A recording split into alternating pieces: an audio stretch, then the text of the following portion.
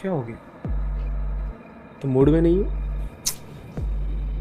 तुम यहाँ मूड बनाओ और वहाँ मेरे सास ससुर ने मेरा जीना हराम कर रखा है। तो इसमें मैं क्या करूं?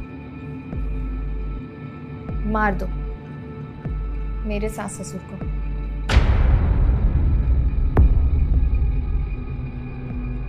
नमस्कार, मैं हूं रानी चैटर्जी और आप लोगों का स्वागत करती हूं क्राइम चक्र के नए एपिसोड में एक नई कहानी के साथ।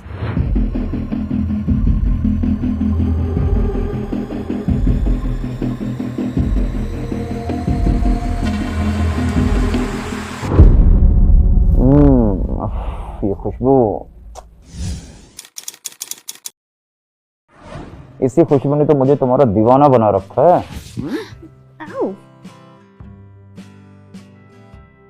छोड़िए ना, दर्द हो रहा है। अच्छा, दर्द हो रहा है?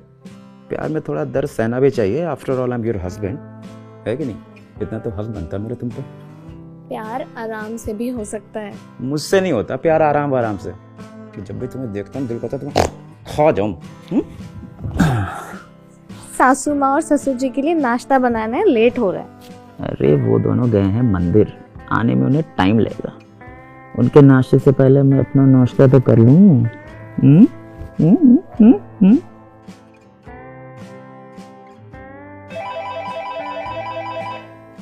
अरे यार, हेलो। हाँ अच्छा, आज ही? ठीक है बस निकलता हूँ मैं। निकल रहा हूँ, थोड़ी देर में निकल रहा हूँ। चलो ओके। कौन था? अरे वो कुछ नहीं, वो मेरा प्रॉपर्टी डीलर वाला दोस्त, वो इस प्रॉपर्टी की डील करने के लिए जाना है मुझे। अच्छा सुनो, मैं कल ही वापस आऊँगा और मम्मी पापा को इसके बारे में कुछ मत बताना, ठीक है?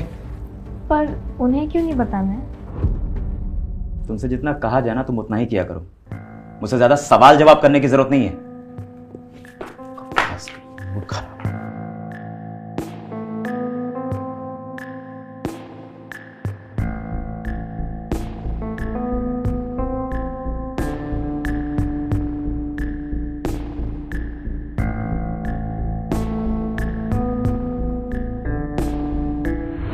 औरतों का जीवन अक्सर अपने पति और ससुराल वालों की सेवा में ही निकलता है, पर अगर एक औरत को ऐसा पति मिले जो उसे बस इस्तेमाल करने की चीज समझे, तो उस औरत के दिल पे क्या बीतती होगी, ये हमें समझना चाहिए।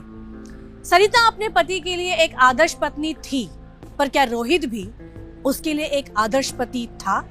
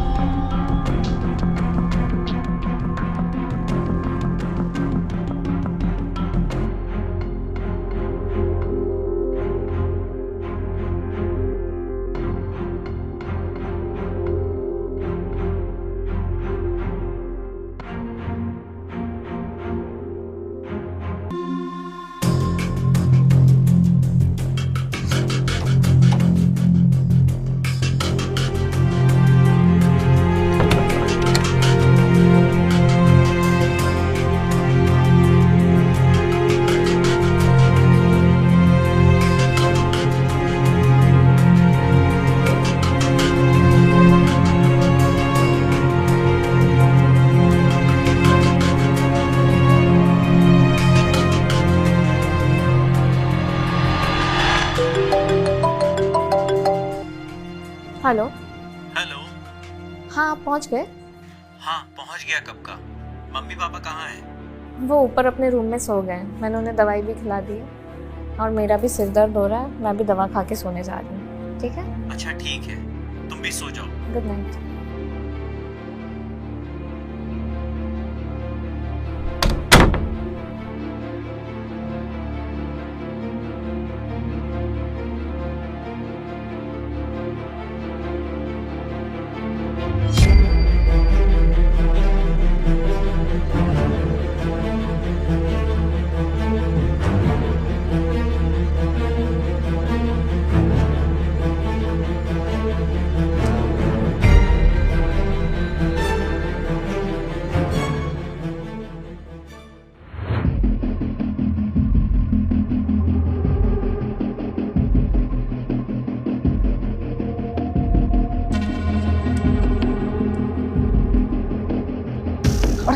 इतनी देर कहाँ लगा दी? अरे उस पर नजर रख रहा था, वो दवाई ववाई खा के सो गई है, अब हम अपना काम आराम से कर सकते हैं। हाँ चल चल।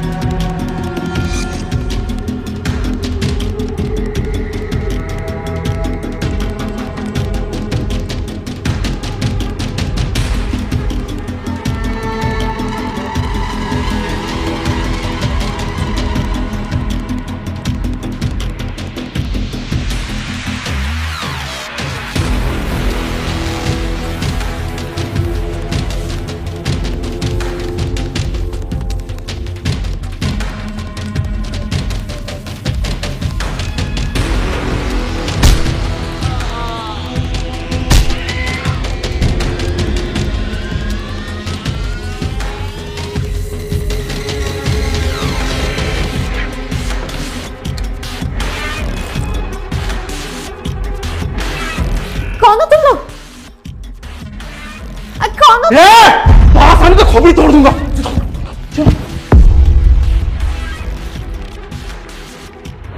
कुछ अज्ञात नकाबपोश लोगों ने सरिता के घर में घुस के उसके सास ससुर की हत्या कर दी और कुछ गहने और कैश चोरी कर लिए। आखिर क्या हो गया है हमारे समाज को? लूटपाट, खून खराबा, ये सब जैसे आम बातें हो गई हैं। जब अखबार उठाओ तो कोई ना कोई दिल दहला देने वाली खबर हमें देखने को मिलती है। क्या सरिता के सास ससुर को सिर्फ लूट के लिए मारा गया या इसके पीछे कोई और वजह थी? मम्मी, पापा, सरिता, क्या हुआ? क्या मम्मी पापा को? सब ठीक है ना? कहाँ है? अरे बोलो। आप ही रोहित जी है? हाँ। रोहित जी, हमें आपके मम्मी पापा की डेथ का बहुत अफसोस है। नहीं, क्या बोल रहे? नहीं कुछ।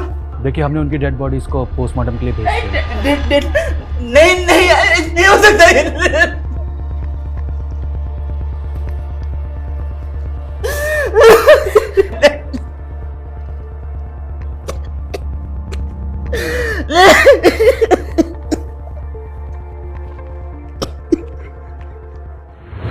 रोहित जी, हमने आपके एरिया की सीसीटीवी फुटेज देखी। फुटेज में हमने 2 आदमी को बाइक पर देखा जिन्होंने अपना चेहरा हेलमेट से और कपड़े से ढक कर रखा था। बाइक पे नंबर नहीं था, शायद चोरी की होगी। देखिए, आप फिक्र मत कीजिए, हम बहुत जल्द आपके मम्मी पापा के कातिल का पता लगा लेंगे। उन लोगों को चोरी करनी थी तो चोरी कर दी। मेरे बूढ़े माँ बाप को मारने की क्या जरूरत थी? आखिर क्या बिगाड़ा था उन लोगों का मेरे परिवार ने? मेरा हंसता खेलता परिवार एक दिन में तबाह हो गया। रोहित जी, हम आपकी तकलीफ समझ सकते हैं। वैसे क्या क्या चोरी हुआ था? 5 लाख की ज्वेलरी और 8 लाख कैश। और आप कहाँ थे? मैं बिजनेस के काम से बाहर गया था। तभी ये सब हुआ। रोहित जी, हमें आपके घर के आसपास की सीसीटीवी फुटेज में एक आदमी भी दिखा जो कि आपके घर के ऊपर निगरानी रखे हुए था। वारदात से ठीक थोड़ी देर पहले आपकी किसी से कोई रंजिश या कोई दुश्मनी? नहीं इंस्पेक्टर साहब। ठीक है, आगे की इंक्वायरी के लिए प्लीज़ हमें कोऑपरेट कीजिएगा। Thank you.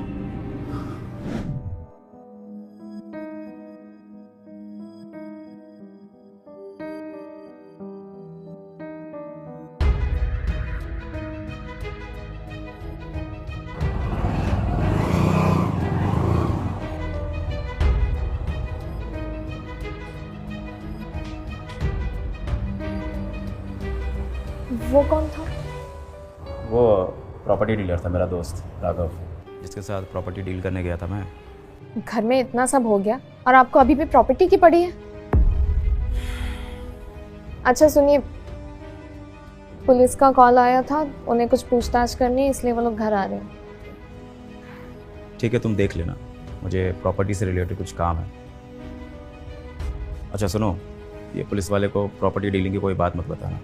मैंने कहा है मैं बिजनेस सिलसिले में बाहर गया था, ठीक है?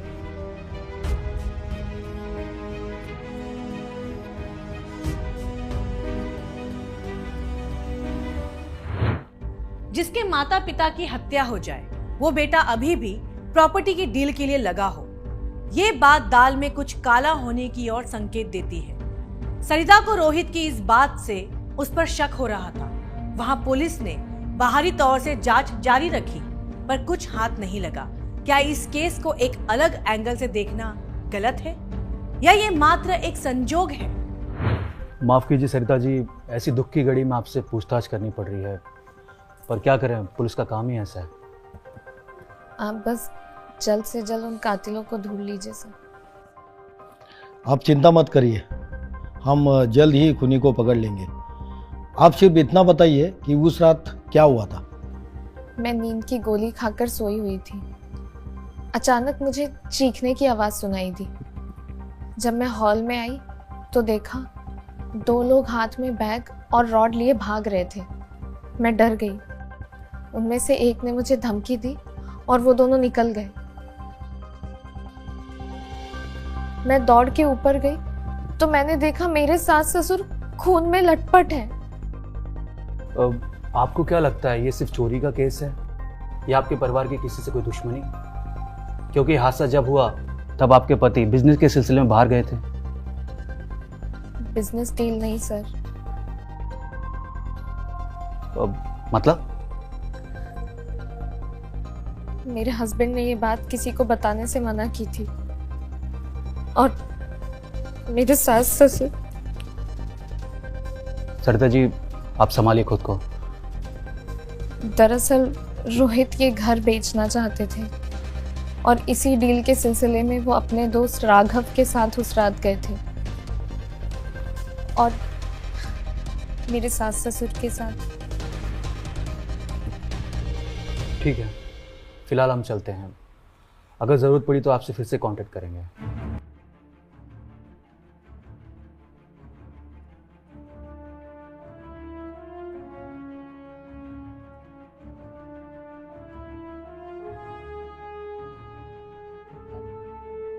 पर अब मुझे एक केस कुछ उलझा हुआ लग रहा है। एक काम करो, रोहित की उस रात की लोकेशन डिटेल्स निकलवाओ।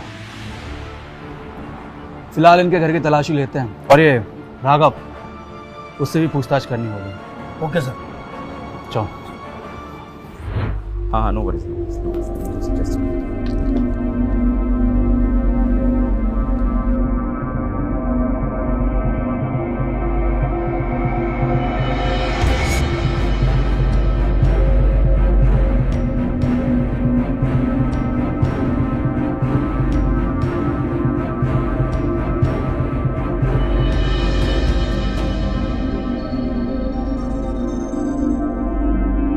सरिता, तू तिकडे बघ।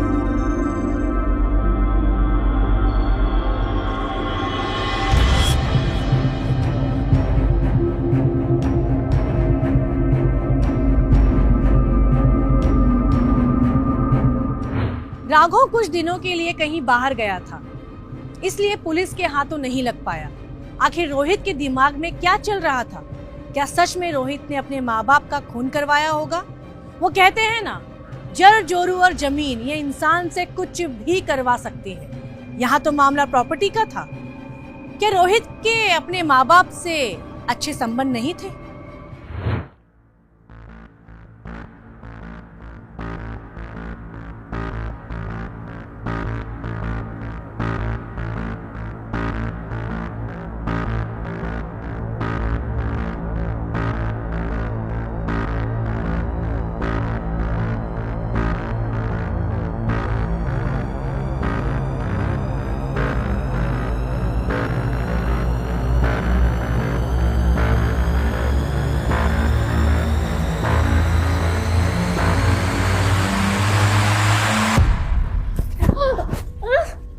दारू पी के आयो, छोड़ो मुझे। तूने पुलिस को प्रॉपर्टी वाली बात क्यों बताई? मुझे भी देना मैंने। हाँ बताया मैंने, यहाँ इतना सब कुछ हो गया और तुम्हें अभी भी प्रॉपर्टी की पड़ी।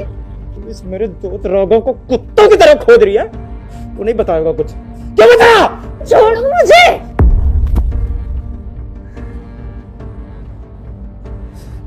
मुझे नहीं रहना यहाँ। यहाँ कुछ भी नहीं बचा है। मुझे जाना है यहाँ से। हम जल्द यहाँ से निकल जाएंगे। नहीं रहना मुझे।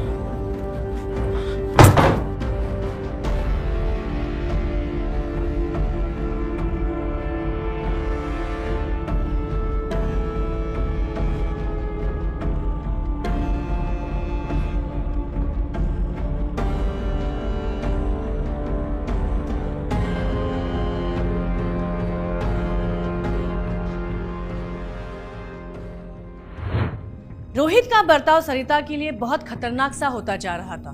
क्या रोहित का बर्ताव उसके माता पिता के लिए भी ऐसा ही था? वहां पुलिस अपनी जांच में लगी हुई थी, पर कुछ हाथ नहीं लग रहा था। क्या सच में ये मामला बस लूटपाट का था और रोहित का इसमें कोई हाथ नहीं था? क्या हम बस दो अलग चलती हुई कहानियों को जोड़ रहे हैं? अगर रोहित ने कुछ नहीं किया था तो राघव गायब क्यों था? रोहित अपने माता पिता से बात करके भी तो प्रॉपर्टी बेच सकता था। सोचने वाली बात है कि कहीं उसके माँ बाप इसके खिलाफ तो नहीं थे। क्या सरिता घर का कोई राज जानती थी जिससे रोहित का बर्ताव उसके लिए ऐसा था, या ये बस रोहित का व्यक्तित्व का हिस्सा था? आइए आगे देखते हैं। सर, रोहित की लोकेशन डिटेल्स आ गई है। उस रात वो यहाँ नहीं था, लेकिन सर क्या लेकिन? सर हमारे एक कांस्टेबल को रोहित के घर से एक सिम कार्ड मिला था। मैंने डिटेल्स मंगवाई है, वो आती ही होगी। और सर ये राघव हमारी कस्टडी में है। तो देर किस बात की है?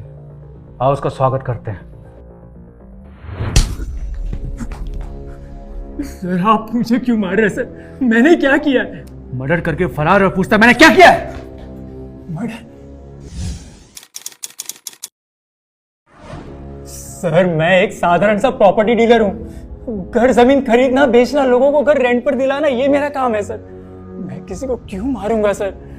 रोहित के माँ बाप को क्यों मारा तूने? सर रोहित मेरा बहुत पुराना दोस्त है। उसके हर सुख दुख में मैं उसके साथ हूँ सर। इसलिए मर्डर में तूने उसका साथ दिया?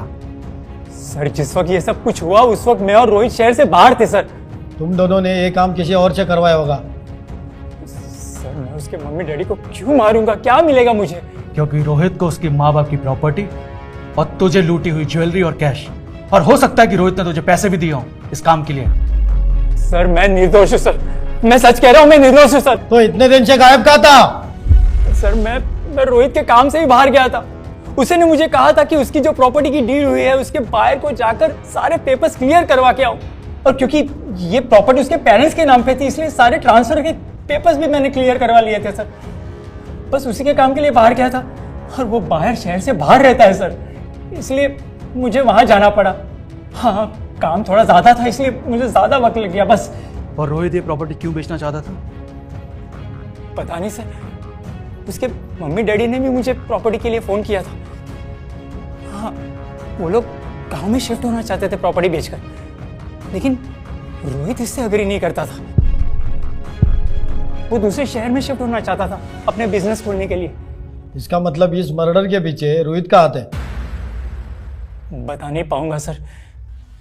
रोहित कभी किसी को कुछ बताता नहीं था।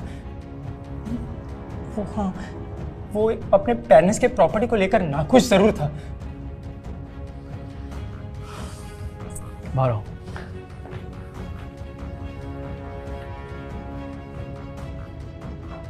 मुझे लगता है कि रोहित ने इस काम को अंजाम दिया है क्योंकि प्रॉपर्टी का एंगल उसकी तरफ इशारा करता है। सर हमें पक्के सबूत की तलाश करनी होगी। हमें जो दूसरा सिम मिला है देखते हैं उससे कुछ पता चलता है।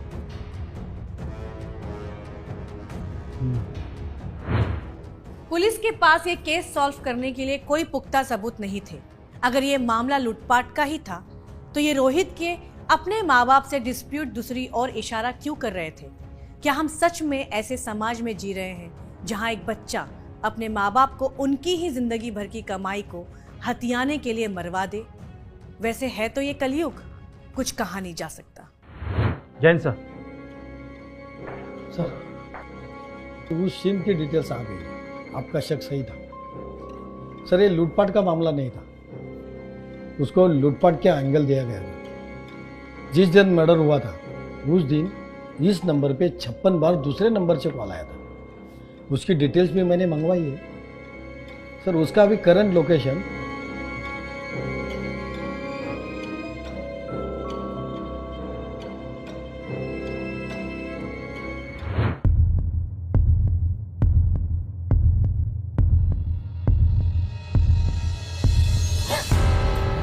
सिद्धार्थ, तुम?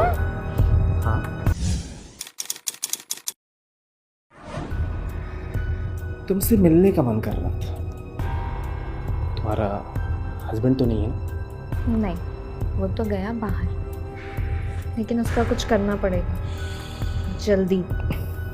उसका कर देंगे। पहले जो मेरे अंदर आग लगी है उसे तो बुझा लो। सोचा यहाँ आ जाओ, क्योंकि कुछ काम बंद कमरों में ही अच्छे लगते हैं। हाँ, और कुछ अपराधों के लिए बंद सलाखें भी अच्छी लगती हैं। अरेस्ट कर दोनों को।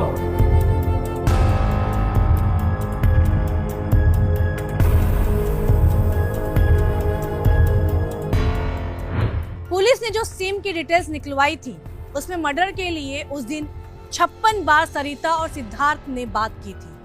क्या यह अपराध के पीछे सरिता का हाथ है? आखिर कौन है ये? सिद्धार्थ और सरिता के साथ मिलकर इसने क्यों रोहित की माँ और बाप की हत्या करवाई? एक बहू अपने सास ससुर को कैसे मरवा सकती है? ऐसे कई सवाल अपने मन में उमड़ रहे होंगे। आइए हम देखते हैं कि इस अपराध की क्या वजह थी। क्यों मारा अपने सास ससुर को? सर, ये काम मैंने अपने दोस्त लोकेश के साथ मिलकर किया था। सरिता के कहने पर। हम दोनों बहुत पहले से एक दूसरे से प्यार करते हैं सर। अपने पति से चुप के दूसरे मर्द के साथ संबंध रखती हो और सास ससुर को मार के पति के ऊपर डालती हो। सर, रोहित को मेरे और सिद्धार्थ के बारे में सब कुछ पहले से ही पता था। यहाँ तक कि मेरे सास ससुर को भी हमारे बारे में सब पता था।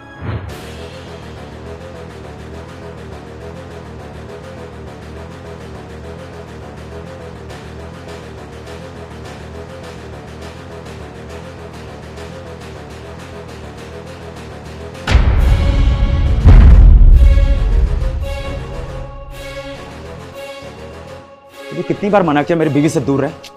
समझ में आई तेरे को बात? हाँ? मेरे माँ बाप ने तुम लोगों को कितनी बार समझाया, लेकिन तुम लोगों की रंगरलियां खत्म नहीं हो रही। मैं सिर्फ और सिर्फ अपने खानदान की बदनामी की वजह से चुप हूं, वरना तुझे ना जान से मार दूंगा मैं। समझा? समझ में आ रही तेरी बात? चल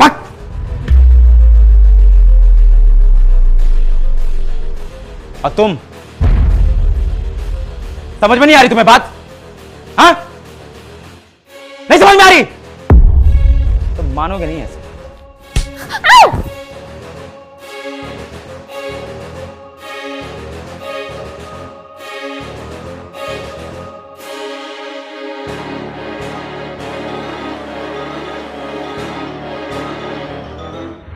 मेरे सास ससुर ने मुझसे मेरा फोन तक छीन लिया था। वो ये घर बेच के गांव जाना चाहते थे और रोहित ये घर बेचकर दूसरे शहर शिफ्ट होना चाहते थे।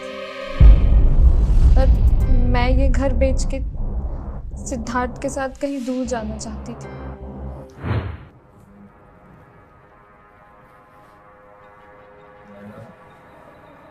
क्या हो गया? तुम मूड में नहीं हो? तुम यहाँ मूड बनाओ और वहाँ मेरे सास ससुर ने मेरा जीना हराम कर रखा है। तो इसमें मैं क्या करूं? मार दो मेरे सास ससुर को।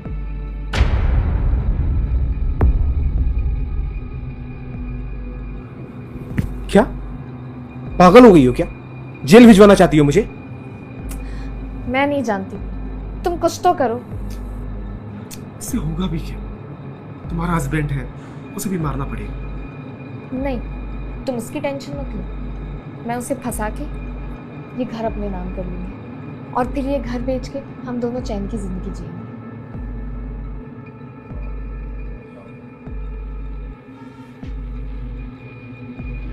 सरिता ने सिद्धार्थ को अपने सास ससुर को मारने के लिए मना लिया। दोनों ने मिलकर ये प्लान किया कि सास ससुर को रास्ते से हटा के सरिता रोहित को फंसा के रोहित की फैमिली की प्रॉपर्टी को बेचकर सिद्धार्थ के साथ अपनी जिंदगी बिताएगी। इस प्लान को अंजाम देने के लिए सिद्धार्थ ने सरिता को एक सिम दी और पूरा मामला लूटपाट की तरह दर्शाया, पर सरिता वो सिम छुपाना भूल गई, जिसके चलते पुलिस सिद्धार्थ तक पहुंच गई। कानून को इतना भी कमजोर मत समझिए कि आपका जो मन होगा वो करेंगे और कानून के हाथ से बच निकलेंगे। अब जेल की हवा खाने को तैयार हो जाओ तुम दोनों।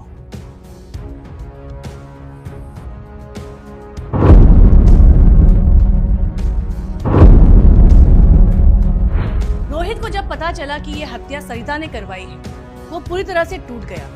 पुलिस ने जल्द ही सिद्धार्थ के दूसरे साथी को भी पकड़ लिया। तो ये था इस कहानी का अंत। मैं रानी चैटर्जी लेती हूँ आप लोगों से विदा। फिर मिलते हैं क्राइम चक्र के नए एपिसोड में एक नई कहानी के साथ। सतर्क रहिए, सुरक्षित रहिए।